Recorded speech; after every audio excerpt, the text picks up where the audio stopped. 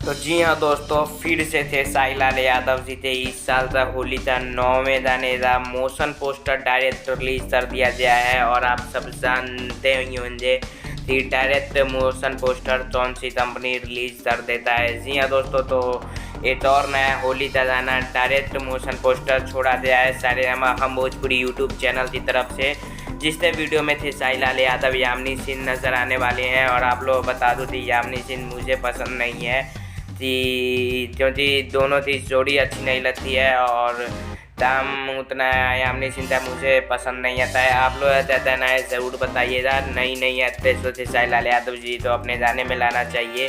एक ही एक्ट्रेस तो कई सारे गाने में दे देते हैं थे साईलाल यादव जी। तो बता दो कि मोशन पोस्टर छोड़ दिया गया है और नए राइटर ने इस गाने को लिखा है। म्यूजिक भी काफ़ी शानदार लग रहा है मोशन पोस्टर में, और इस गाने को बहुत जल्द रिलीज़ किया जाएगा। सारे ड्रामा से भी एक शिकायत है कि वो लोग पहले पोस्टर रिलीज करे तब मोशन पोस्टर रिलीज करे। जी हाँ दोस्तों, तो आप लोग क्या कहना है और मोशन पोस्टर में लुक कैसा लगा है, तो ऐसे साईलाल का कमेंट में ज़रूर बताइए। जय हिंद।